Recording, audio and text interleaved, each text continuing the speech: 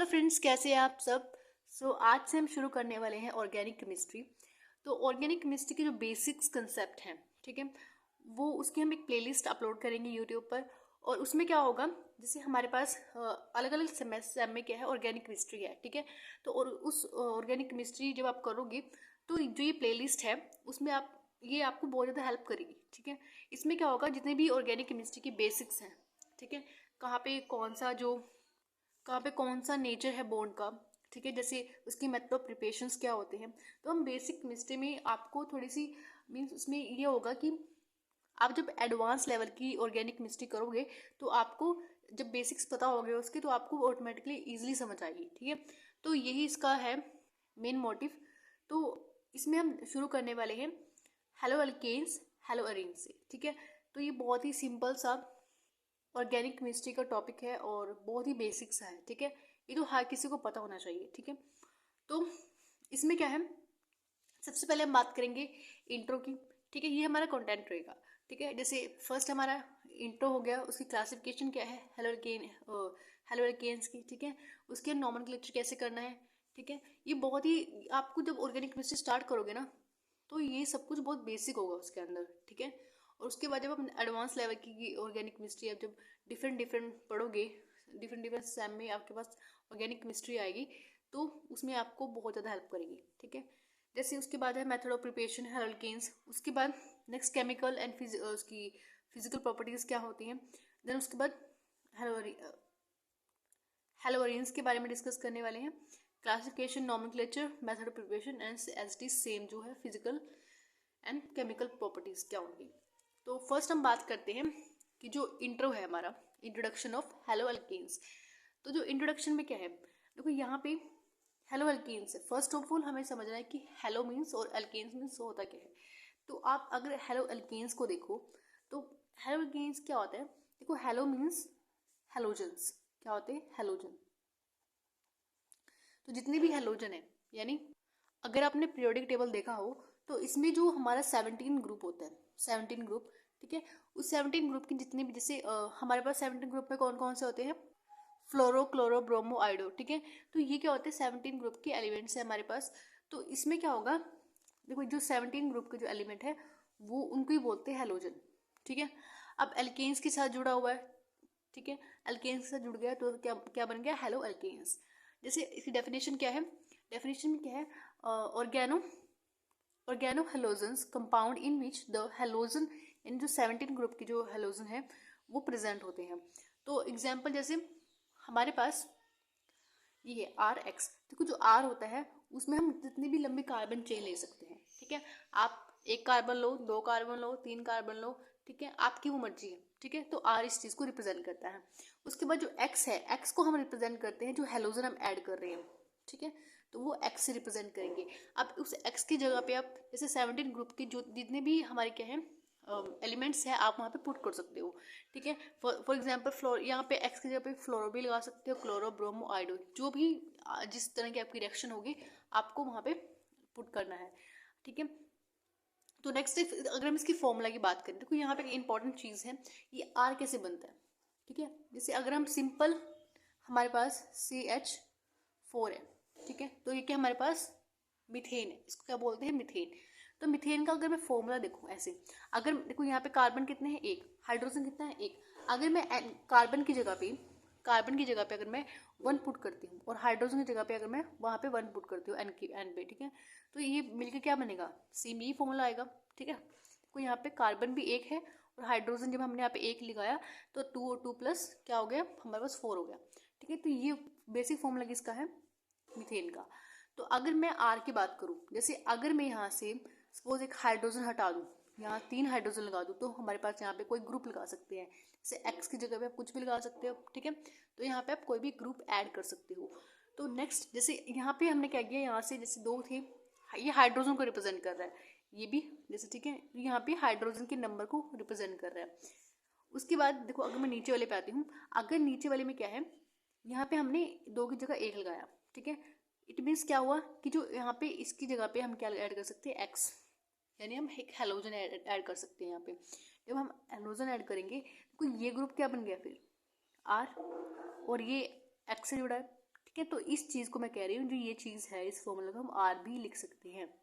ठीक है, समझ आया? तो इसको हम अल्काइल बोल देते हैं।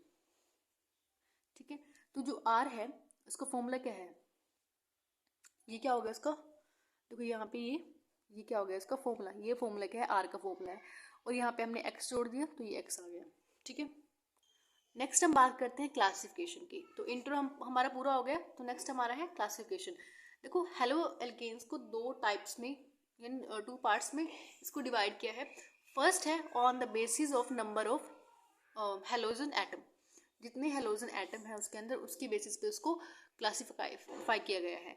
नेक्स्ट है हमारा on the basis of hybridization of carbon to which halogen is attach, यानी उसकी हाइब्रिडाइजेशन कितनी है, यानी जो उसकी हाइब्रिडाइजेशन है, यानी उसकी अगर हाइब्रिडाइजेशन sp2 है, sp3 है, क्या है। ठीक है, इसके बारे में हम बात करेंगे। तो फर्स्ट हम देखते हैं number on the basis of number of halogen atom. तो इसको हमने 3 पार्ट्स में डिवाइड किया है। फर्स्ट है हमारा मोनो हेलोजन, यानी मोनो मीन्स 1, मोनो मीन्स क्या होता है यानी एक, तो हेलोजन यानी एक हेलोजन लगा हुआ है उसके ऊपर। हेलोजन जैसे हमारे पास इसको हेलोजन के रिप्रेजेंट करते हैं, तो यानी एक कार्बन के ऊपर एक हेलोजन लगा है, उसको क्या बोलेंगे, मोनो हेलोजन। नेक्स्ट है डायहेलोजन, ऐसे ही डायहेलोजन में क्या होगा, 2 कार्बन ग्रुप्स के ऊपर हमारे पास हेलोजन लगा है। ठीक है, ऐसे ही हमारे पास पॉली है, इसका पॉली की जगह आप ट्राई भी बना सकते हो। ठीक है, अगर आपने 3 लिए हैं तो आप ट्राई भी बना सकते हो उसका। ठीक है, तो यहाँ पे एक चीज़ है, एक कंसेप्ट और भी है कि अगर तो हमारे पास सिंगल कार्बन, फॉर एग्जांपल ये 2 वाला ले लो, तो इस सिंगल कार्बन पर हेलोजन लगा हुआ है। ठीक है, तो यहाँ पे क्या होगा, इसको क्या बोलेंगे, डाइहेलोजन। तो इसका एक अनदर नेम भी होता है विक डाइहेलाइड। इसका मतलब क्या होता है, देखो जो विक रिप्रेजेंट करता है ना, विक किसको रिप्रेजेंट करता है, देखो यहाँ पे एक एग्जाम्पल है, जैसे यहाँ पे हमने इसको विक ट्राइहेलाइड नाम दिया है। अब विक का मीनिंग क्या होता है, जो विसनल मीन्स क्या होता है, नेबर, यानी अगर देखो यहाँ पे नेबर भी है, ये जैसे पड़ोसी है, नेबर मीन्स क्या होता है, पड़ोसी। तो जो यानी जैसे ये कार्बन है हमारे पास, इसके साथ वाले कार्बन पर हेलोजन लगा है, यानी इस पे भी हेलोजन लगा हुआ है, इस पे के ऊपर भी क्या लगा हुआ है, हेलोजन लगा है, तो इसको हमने नाम दिया है विस। ठीक है, विस डाइहेलाइड। ऐसे ही हमारे पास अगर एक ही कार्बन के ऊपर 2 हेलाइड लगे हों, ठीक है, एक हाइड्रोजन यहाँ से रिमूव करो, हेलाइड लगा दो, एक हाइड्रोजन यहाँ से रिमूव करो, हेलाइड लग जाएगा। ठीक है, तो अगर एक ही कार्बन के ऊपर लगा है, देखो यहाँ पे तो अलग अलग कार्बन के ऊपर लगा था, लेकिन इसमें क्या है, इस केस में एक ही कार्बन के ऊपर हेलाइड लगा हुआ है, तो इसको क्या बोलेंगे, जेम डाई हेलाइड, यानी जेमिनल का मीनिंग क्या होता है, ट्विंस, यानी ट्विंस। ये जो कार्बन है, इसी कार्बन के ऊपर 2 हेलाइड लगी है, इसी वजह से इसको हमने क्या बोला, जेम डाई हेलाइड। और जो यहाँ पे डाई है, क्योंकि 2 हेलोजन लगे हैं हमारे पास, तो इसलिए यहाँ पे डाई, तो हेलाइड हमारे पास थी, हेलाइड है ये। ठीक है, नेक्स्ट जो हमारे पास कैटेगरी है, on the basis of hybridization of carbon to which halogen is attached. देखो पहले इस कंसेप्ट को समझने से पहले एक चीज़ है, जैसे फॉर एग्जांपल आप यहाँ देखो, यहाँ पे क्या है, यहाँ पे हेलोजन लगा है। अब हेलोजन की जो साथ वाला कार्बन है जिसके ऊपर हेलोजन लगा हुआ है, उसको क्या बोलेंगे, उसको पाई बॉन्ड बोलेंगे। पाई बॉन्ड के बाद जो अगला कार्बन होगा उस पर बीटा। तो अभी देखना, जो पाई बॉन्ड है, आपको पाई बॉन्ड यहाँ पे सबसे मेन है। पाई बॉन्ड में क्या होगा, अगर पाई बॉन्ड में हमारा sp2 लगा होगा तो वो sp2 कैटेगरी में जाएगा। ठीक है, अगर पाई बॉन्ड पे sp3 लगा होगा तो sp3 कैटेगरी में जाएगा। ठीक है, अब देखो फॉर एग्जांपल हमारे पास क्या है, हमने हाइब्रिडाइजेशन को 2 पार्ट्स में कैटेगराइज किया है। फर्स्ट है जो भी हमारा sp3 हाइब्रिडाइजेशन होगा, यानी जो sp3 हाइब्रिडाइज है, sp3 हाइब्रिडाइज कैसे देखना है आपको, जो हमारे पास मैंने आपको यहाँ पे जो अल्फा बॉन्ड दिखाया है, अल्फा बॉन्ड जैसे हमारे पास ये अल्फा बॉन्ड है, अल्फा बॉन्ड पे अगर तो sp2 हाइब्रिडाइज होगा। ठीक है, first of all alpha bond क्या था, देखो जिसके ऊपर हमारे पास डायरेक्टली क्या जुड़ा है, हमारे पास हेलोजन बॉन्ड जुड़ा है। ठीक है, तो हेलोजन जैसे यहाँ पे फॉर एग्जाम्पल देखो, हेलोजन यहाँ पे जुड़ा हुआ है, हमारे पास ये किस चीज़ का स्ट्रक्चर है, मीथेन का।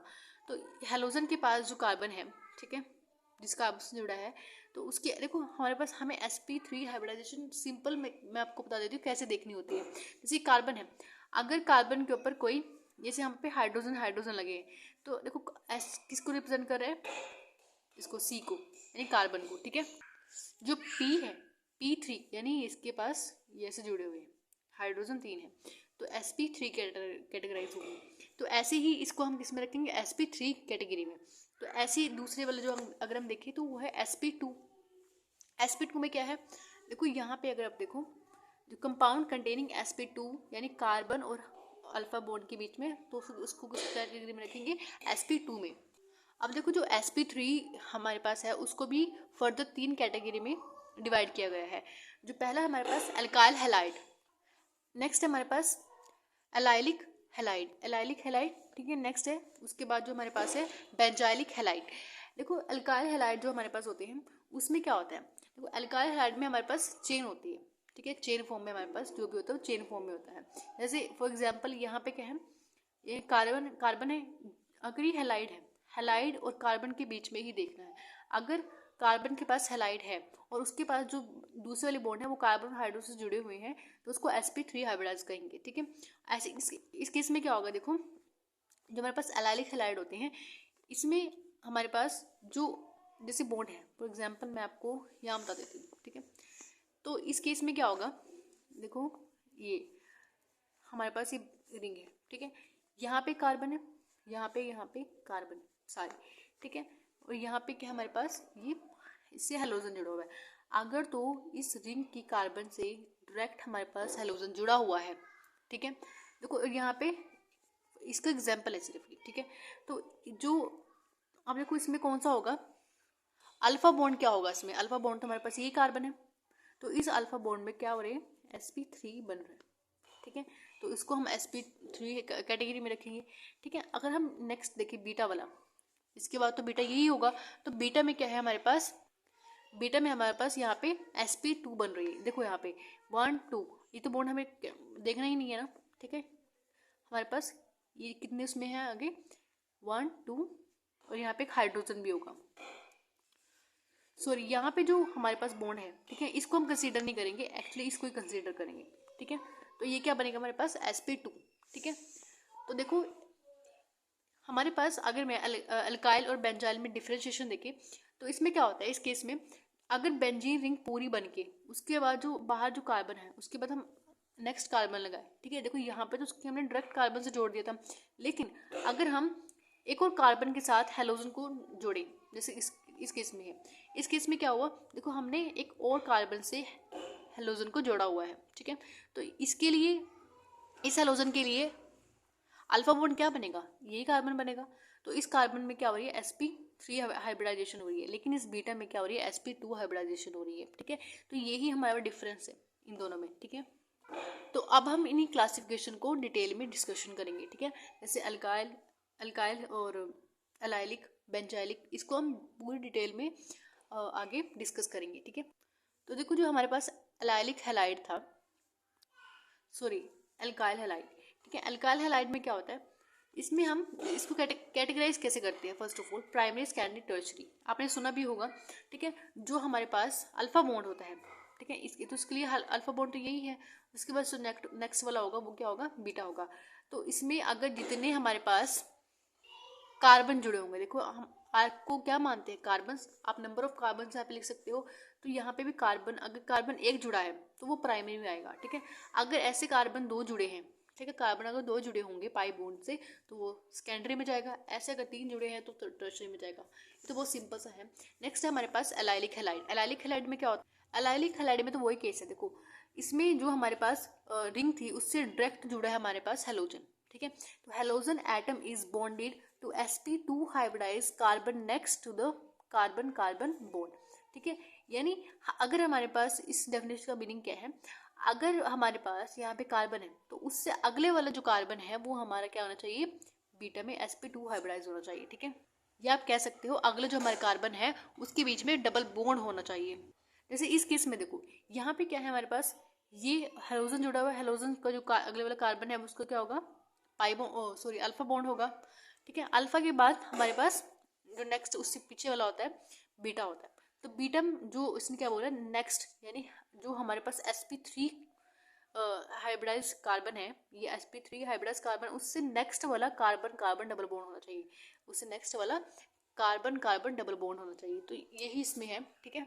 नेक्स्ट जो हमारी है बेंजाइलिक हैलाइड, इसके बाद का हम जो sp2 हाइब्रिडाइजेशन बच गई है उसको नेक्स्ट वीडियो से हम कंटिन्यू करेंगे, ठीक है। तो ये हमारा लास्ट होगा। तो बेंजाइलिक हैलाइड में क्या है, देखो इसमें हमने आपको बताया था कि जैसे रिंग है हमारे पास, तो रिंग में हमने एक और कार्बन जोड़ा है, ठीक है, उस कार्बन को हेलोजन से जोड़ा है, ठीक है। तो इस कैटेगरी को हम इस तरह की कैटेगरी को हम किस में रखते हैं, बेंजाइलिक हैलाइड, क्योंकि हमारे पास पूरा बेंजाइल रिंग इसमें हमारे पास होता है, ठीक है। तो जो halogen atom is bonded to sp3 hybridization carbon atom next to an aromatic ring, यानी एरोमेटिक रिंग से जो कार्बन हमने जोड़ा है वो है sp3, ठीक है। तो यही सिंपल सा है इसके अंदर। जैसे इसके एग्जाम्पल आप देख सकते हो, यहाँ पे जो कार्बन जुड़ा है उसकी भी हाइब्रिडाइजेशन कितनी है, sp3 हाइब्रिडाइजेशन है, ठीक है। उसके नेक्स्ट वाला बीटा जो है sp2 उसमें आता है, ठीक है। तो यही था हमारा आज का टॉपिक, ठीक है। तो अगर आपको नोट्स की रिक्वायरमेंट है तो आप हमें कमेंट बॉक्स में बता सकते हैं, ठीक है। और अगर आपको वीडियो अच्छी लगी हो तो अपने फ्रेंड्स से शेयर कीजिए, and thank you for watching this video.